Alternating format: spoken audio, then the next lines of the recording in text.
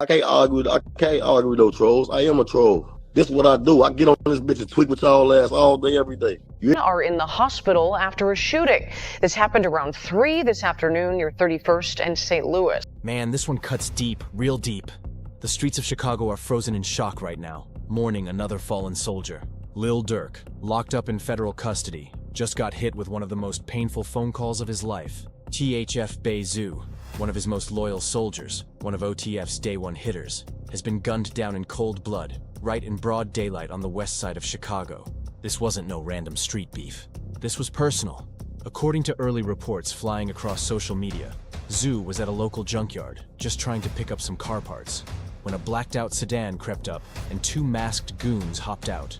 Witnesses say they opened fire instantly, no warning shots, no hesitation, just pure chaos. Zoo was hit 3 times, one of those rounds straight to the chest from a 7.62 Draco.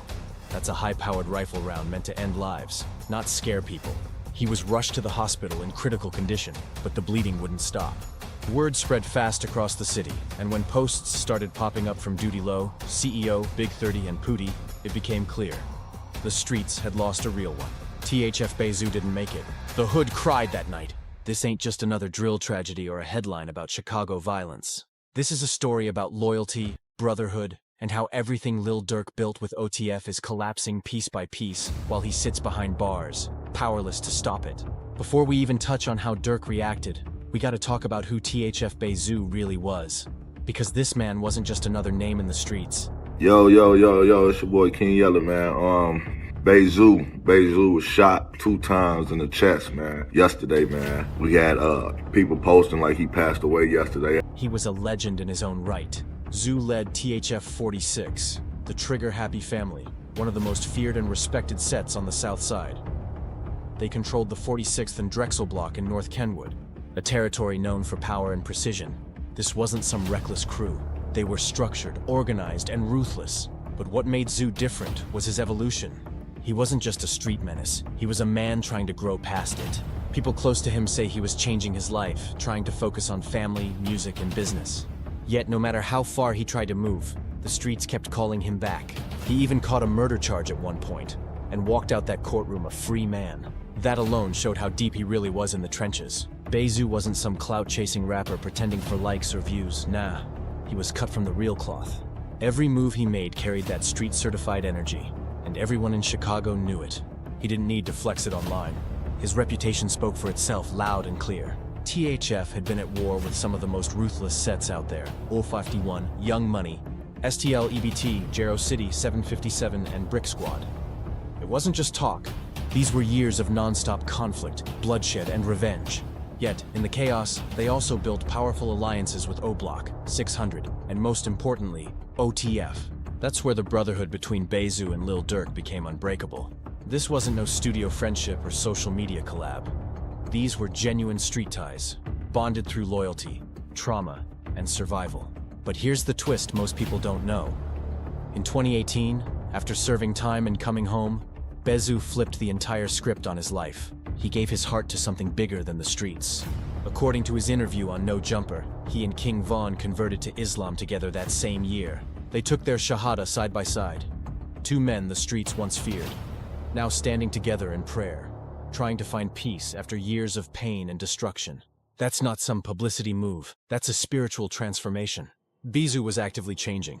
He still repped THF, still moved smart, still handled business when he had to. But deep down, he was working hard to become a better man. Islam gave him structure, focus, and peace that the streets never could. His people said he was different, more patient, more grounded, less reactive. And that's what makes his death hit harder than anything. The man was fighting to escape the violence that raised him, only to get taken out by the same streets he was trying to rise above. For Lil Durk, this loss isn't just painful, it's spiritual. It's breaking him apart from the inside out. To really understand the storm Durk's trapped in right now, you gotta look at the nightmare he's living through behind bars. I can't argue with no trolls. I am a troll.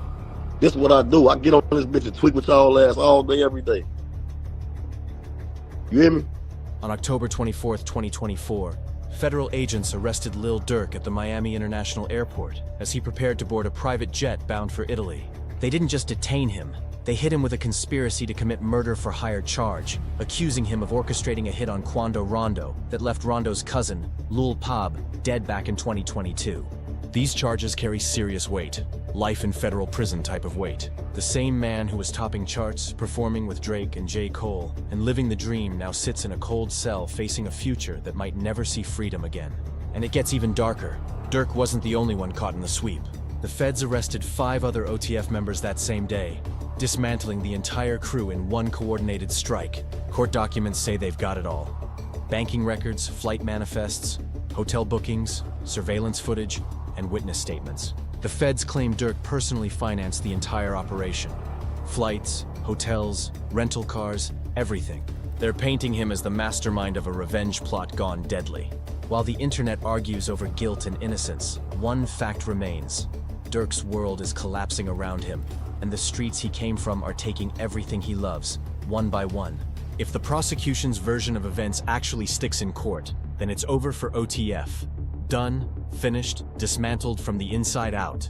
The empire that once stood tall on loyalty, power, and music is now crumbling brick by brick. But yo, the destruction don't stop at legal papers and sealed indictments. While Durk sits in that cold federal cell, fighting for his life, everything he built on the outside is falling apart in real time. Federal agents didn't waste a second. They froze his accounts, seized his assets, and locked up every major deal his label had lined up. The lifeline that kept OTF alive. The money, the brand partnerships, the streams, all gone. It's like watching an empire built from blood, pain, and grind turn into dust overnight. Durk spent over 10 years clawing his way out of the mud, transforming pain into platinum, and now he's watching the whole foundation collapse from behind bars. And just when you think life couldn't hit him harder, the worst news imaginable reaches his cell. Word spreads through the prison grapevine. THF Bezu is gone. Imagine that, fam. You're already trapped in a cage, knowing the feds are trying to bury you under life sentences, and then you hear that your right-hand soldier, one of your day one brothers, got taken out on the same streets y'all once ruled together. That's not just pain. That's the kind of heartbreak that breaks a man's soul forever. That kind of news makes you question everything. Your choices, your loyalty, your entire purpose. Because when you're alone in that cell, with nothing but time and silence, the weight of every decision starts crashing down like thunder. When the news of Bezu's death hit the internet, it exploded instantly. Tributes poured in from every direction. But it wasn't just random fans posting RIP captions. This was real love, real pain, coming from the people who lived beside him. Duty Low, Big 30, Pooh Shiesty, all of them spoke out with emotion so raw it broke timelines in half. But the one that stood out the most came from Duty Low, Bezu's best friend and fellow OTF brother. The two had history that went way beyond the rap game. They weren't just label mates, they were brothers in the truest sense. They'd been through shootouts, studio sessions, jail visits, and late-night talks about escaping the cycle that consumed so many around them. When Duty Low confirmed the loss publicly, his post hit like a gut punch. You could feel the pain bleeding through every word, the disbelief, the anger, the heartbreak all tangled up in one message. This wasn't no PR-crafted post or fake sadness for likes. This was a man screaming out in pain for his fallen brother. The caption didn't need fancy words. The emotion said it all. Chicago didn't just lose another name, it lost a legend who was fighting to change. And Lil Durk lost another piece of his heart while the whole world watched his empire crumble from the outside in. Then CEO Big 30, straight out of Memphis, stepped up to show his respect, and when he did, the entire industry felt it. Big 30's connection to OTF and THF runs way deeper than most people realize. His tribute wasn't just another RIP post. It was a statement that Zoo's reach stretched far beyond the south side of Chicago. This wasn't just one city mourning. This was an entire movement. The whole southern rap ecosystem standing still for a man who was authentically real. Big 30's post was short but powerful. No long caption, no theatrics, just pure respect for a man who carried himself with loyalty and integrity in a world where that's rare. When someone like Big 30, who's built his own name in the trenches of Memphis, stops everything to salute you, it shows the kind of legacy you left behind. Then came Pooh Shiestie's tribute, and that one hit hard. Keep in mind, Pooh is still dealing with his own serious legal battles, currently out on a halfway house trying to rebuild his life. But even with his freedom hanging by a thread, he took a moment to pay homage to Bezu. That says it all. Pooh's not known for posting random sympathy. If he's acknowledging you, it means your name carried weight.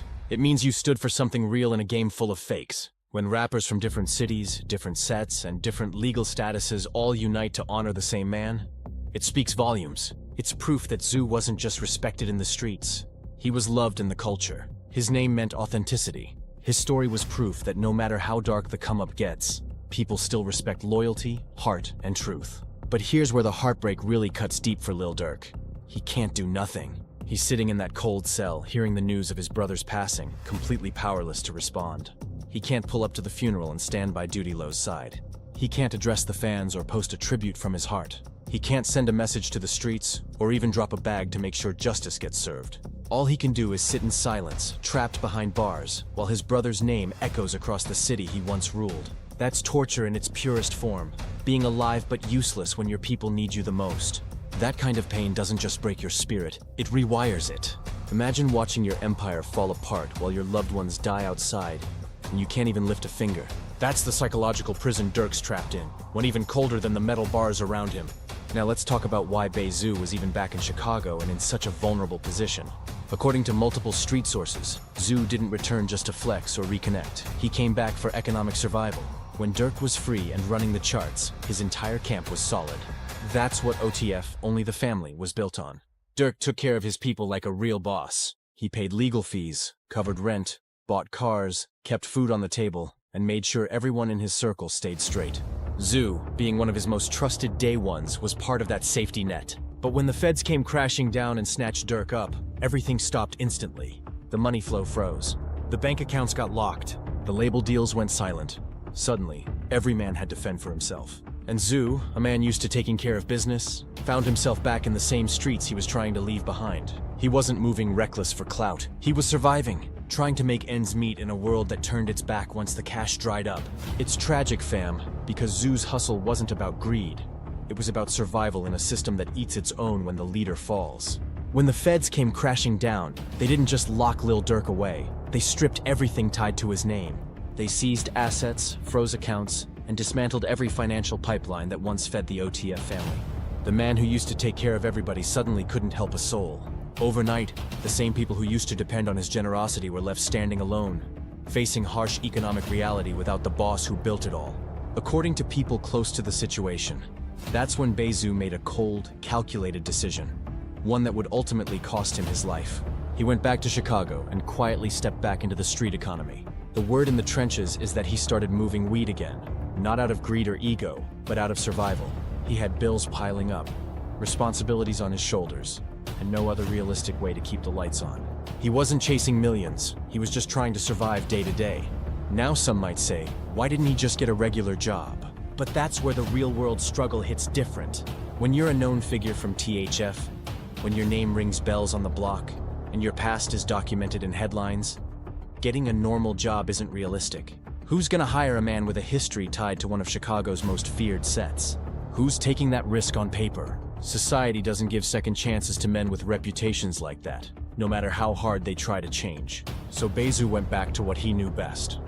Moving product, hustling through the same underground system that once raised him. But what he didn't realize, or maybe did, is that returning to the streets after escaping them makes you more vulnerable than ever before. When you leave that life, the game moves on without you. The alliances shift, the enemies multiply, and the moment you step back in, every eye that once watched you starts watching again. Only this time, they smell weakness. Your enemies don't forget. They just wait. They recognize when your protection's gone, when your money's low, when the muscle that once had your back is locked behind bars. That's when they move! And that's exactly what happened that tragic day at the junkyard. Sources say Zoo was there to pick up car parts.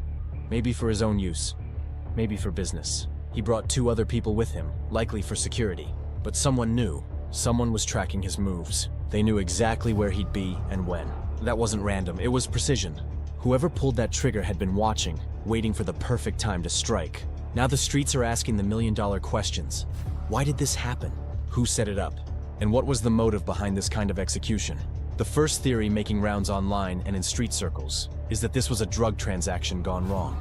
If Zoo had started moving product again, maybe he was at the junkyard handling business. Maybe it was supposed to be a simple handoff, a normal deal. But instead, the other party came in with bad intentions from the start. Maybe they planned to rob him. Maybe there was a money dispute. It wouldn't be the first time a so-called meeting turned into a setup. Chicago's seen it too many times. But here's the thing that doesn't sit right with people. The weapon. A Draco firing 7.62 rounds isn't something you use for a quick grab-and-go robbery. That's not petty crime equipment, that's war gear. The kind of weapon that tears through vehicles, walls, and people with terrifying precision. If this was just a robbery, the shooters could have used handguns. Something small, quick, and easy to conceal. But pulling up with a Draco? That screams intent. That screams message! This wasn't some spur-of-the-moment scuffle. This was personal. This was planned. Someone wanted Bezu dead, not robbed, not scared, but erased. And the way it went down, the timing, the execution, the weapon choice, it all points to something deeper brewing beneath the surface. Something that runs beyond money, beyond product. Straight into the realm of revenge. The second theory, and this one's catching serious traction across Chicago's drill community, paints a much darker, blood-soaked picture. According to the streets, this wasn't some random setup or drug deal gone sideways. Nah, this was revenge. A calculated, cold-blooded retaliation for the death of DMG Lil Scum. Just last month, DMG Lil Scum, a rising Chicago rapper with deep connections and growing momentum, was murdered in the city. His death shook the scene, and before the smoke even cleared, fingers were pointing directly at THF 46. His people were furious, posting subliminals online, dropping disses in songs, and making not-so-subtle claims about knowing who did it. Within hours, the whispers got louder, and soon the streets had made up their mind. THF was behind it. Now, nobody can verify whether THF actually had anything to do with Lil Scum's murder. But in Chicago, street politics, perception is reality. It doesn't matter what's proven in court. If the streets believe you did it, you might as well be guilty. That's the brutal code of the city. So here's how this theory plays out. Lil Scum's camp had allegedly been plotting revenge since September. They didn't rush. They didn't make noise. They waited. They studied. They watched movements. And the moment they realized Bezu was back in Chicago, back in motion, and no longer under the full protection of OTF, they moved with surgical precision. When they found out he was active again, probably running low on protection and resources, that's when they struck. That explains everything. The Draco, the multiple shots, the clean execution. That wasn't just a shooting, it was a message. A score being settled in blood. The streets say it was personal, not business. 3 rounds, 1 to the chest. The kind of hit designed to make sure there's no coming back. That's why they used a weapon like that, to send a message loud and clear to THF. We got one of yours. The timeline lines up too. It's been only about a month since DMG Lil Scum was killed. Emotions were still raw, and tempers hadn't cooled. If this theory is true, then Bezu didn't die over his own actions. He died over association, over being the face of THF, over what he represented in those streets. His name alone carried enough weight to make him the perfect target. And that's the cruel, twisted reality of Chicago's underworld. You don't always die for your choices. Sometimes you die for your affiliation, for the people you stand beside, for the flag you represent. Now imagine being Lil Durk, trapped in a cold federal cell, forced to process all of this from behind locked doors. One of your closest brothers gone forever, and you can't do a thing about it. That kind of pain doesn't just hurt, it destroys. The first emotion Durk's battling right now is guilt, and it's eating him alive. Even though he didn't pull the trigger, even though he wasn't even free when it happened, he's still blaming himself. Because in his mind, every domino that fell started with his arrest. If he hadn't gotten locked up, if the money hadn't been frozen, if the team had still been moving strong, Bezu would have never been forced to hit those streets again. He keeps replaying it in his head. If I was free, he'd still be alive. That kind of guilt can crush a man from the inside out. It's the kind of pain that doesn't fade. It just lingers, poisoning every thought. Then there's the isolation. The suffocating kind that comes when you can't even grieve the way you need to. Durk can't attend the funeral, can't hug Duty Low or the THF family, can't pay his respects face to face. He can't even make a proper statement to the public, because every move he makes is monitored by the feds. All he's got is silence, 4 concrete walls, a bed, and the echo of memories that won't stop replaying. He's not just mourning a friend. He's mourning the life he built, the family he formed, and the empire that's now crumbling without him. And that's the coldest part of all. Because even though Durk's a millionaire, a superstar, and one of the biggest names in rap, none of that means anything in there. In that cell, he's just a man, alone, broken, and haunted by the fact that one of his most loyal brothers died while he couldn't lift a finger to stop it. He can't even post a public tribute on his own social media anymore. Think about that. Lil Durk, a man who once dominated the internet with every move, can't even express grief for his brother publicly. His connection to the outside world, to the fans, to the people who built him, has been severed completely. He's locked away, isolated from everything and everyone that ever gave his life purpose. All he can do is sit in that freezing cell, staring at the walls, replaying memories in his head. Every laugh, every tour, every studio night with Bezu, every plan they made that will never come to life. Now comes the third and hardest blow, the realization of just how much he's lost. It's not just Bezu, it's King Von who was gunned down in 2020. It's the countless homies buried over the years. It's his freedom, his music, his empire, everything he built from pain and perseverance, slipping right through his fingers. And what's making that pain even heavier? Watching how fast people switch up. Because when the fame fades and the feds move in, the love evaporates instantly. That's the truth most rappers won't admit. When you're winning, everybody's loyal. When you're charting, when your name's buzzing, when your money's flowing, everybody's calling you bro. But the minute your name shows up in an indictment, suddenly everyone's ghost. The same rappers who used to post up with Durk, screaming OTF forever on Instagram, are now silent. The same industry faces who benefited from his clout, his cosigns, his features. They don't even whisper his name no more. They're terrified of being linked to him, scared of the feds digging into their own business. They deleted photos, unfollowed accounts, cut off communication. That's how cold this game gets. And so, Durk's sitting in that tiny concrete box realizing who really rode for him and who was just using him. The ones who were truly loyal, like Bezu, are gone. The ones who screamed family forever vanished. The second things got rough. It's a brutal wake-up call that loyalty in this industry often ends where convenience begins. Now let's zoom out and really look at what's unfolding here, because this story goes way deeper than one man's death. This ain't just about Bezu. This is about the cycle, the never-ending rotation of violence, loyalty, and loss that's been eating Chicago alive for decades. Lil Durk's whole empire was built on the principle of family. OTF, only the family, was supposed to stand for unity, brotherhood, protection. It was meant to be the escape from the same street pain that created them. And for a while, Durk actually made that dream real. While he was free, he kept his circle fed, gave them purpose, and steered them toward music and business instead of bullets and bodies. He used his fame to build a lifeline out of the trenches. But the second he got locked up, the second those checks stopped coming, everything unraveled. That OTF structure, that system of stability and loyalty, vanished overnight. And when the money dried up, reality hit hard. Survival mode kicked in. And in Chicago, survival mode means one thing. You go back to the hustle. You return to the streets you swore you left behind. You take risks you once avoided. You start playing with fire again because the cold reality is, for many of these men, the streets are the only economy they know. That's exactly what happened to Bezu. He didn't return to that life out of pride. He did it because he had to survive. The feds froze everything. The label couldn't operate. The financial safety net was gone. And when you've got bills stacking, family counting on you, and no legitimate income in sight, desperation forces your hand. It's tragic because Bezu had really changed. He found peace through Islam, tried to live with discipline, tried to walk a righteous path. Those close to him say he prayed daily, spoke about forgiveness, and wanted to build something beyond violence. But the system doesn't care about redemption. Once you've got that street stamp on you, opportunities dry up, and no matter how much you try to evolve, the world keeps dragging you back. And that's the cold, inescapable truth. The streets never truly let you go. No matter how far you climb, they're always there, waiting for one slip, one weak moment, one chance to pull you back in. For Bezu, that moment cost him his life. For Durk, it's costing him his sanity. And for Chicago, it's just another chapter in a story that keeps repeating, generation after generation, with no end in sight. Even when you manage to leave the streets behind, even when you finally touch success, the moment that success fades, it's like the past comes knocking all over again.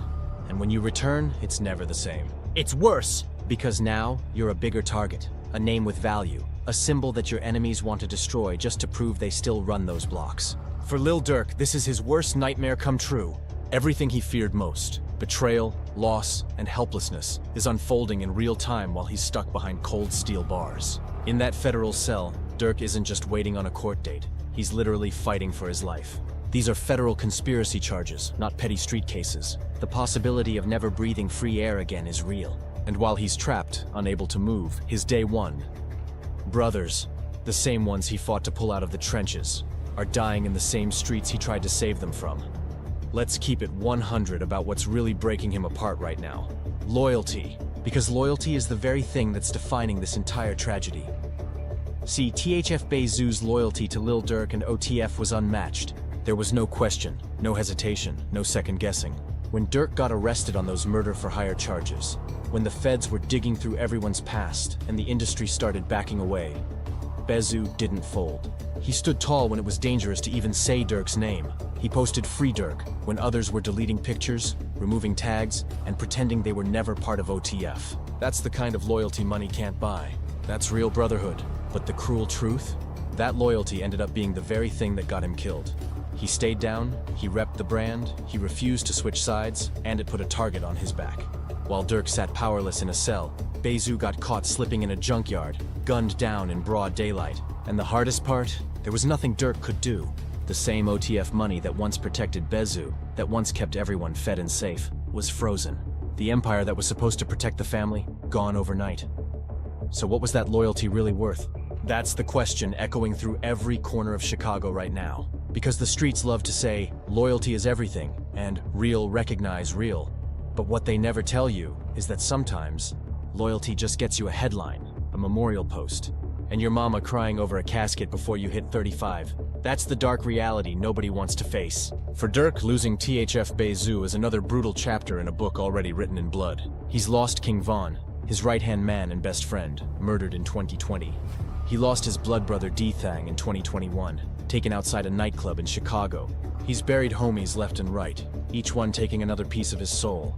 And now his freedom, almost gone. His empire, crumbling. His loyal soldiers, dying one by one while he's stuck watching it all happen through bars and whispers. And now, the question everyone's afraid to ask, will THF retaliate? Will Bezu's death trigger another wave of bloodshed? Because if we're being honest, Chicago's history tells us everything we need to know. Retaliation is part of the cycle. Pain turns to anger, anger turns to revenge, and revenge just starts the cycle all over again. But here's the heartbreaking truth. It never ends. Every death fuels the next one. Every loss spawns another war. And the streets keep claiming sons that were once kings in their own neighborhoods. So maybe the real question isn't if they'll retaliate, but when does it stop? When does somebody finally say, enough? When do these men realize that loyalty to the streets is loyalty to a graveyard that never runs out of space? THF Bezu's story is more than just another Chicago tragedy. It's a mirror held up to the entire culture, a reminder that no matter how far you make it, if the streets still have your name, they'll eventually come to collect. For Lil Durk, this loss isn't just another wound. It's a breaking point. He's facing the reality that the loyalty he once glorified has taken everything from him. His friends, his freedom, his peace. And maybe that's the saddest part of all. Because for once, even the man who built only the family is realizing that sometimes, in this life, family ain't enough to save you. Rest in peace, THF Bezu. A real one gone too soon. And for Durk, the silence of that cell just got even louder.